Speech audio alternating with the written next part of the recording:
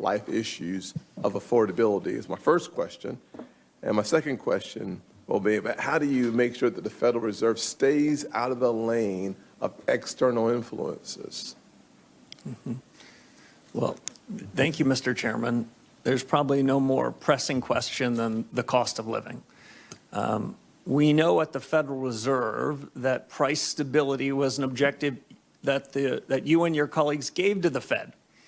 So when, over the course of the last several years, especially after COVID, when prices went up to the tune of 25 to 35% for virtually all deciles of the American people, that's an indication that the Fed missed its mark. And we are still dealing with the legacy of the policy errors in 2021 and 2022. Once you let inflation take hold in the economy, it's more expensive and harder to bring it down. And so the fatal policy error going back 4 or 5 years is still a legacy that we're dealing with. We need, in my judgment, fundamental policy reforms to fix it. And while it's true that inflation is less problematic, meaning the rate of change in prices is less severe than it was some years ago, hardworking Americans are no doubt feeling it. I think that means a regime change in the conduct of policy.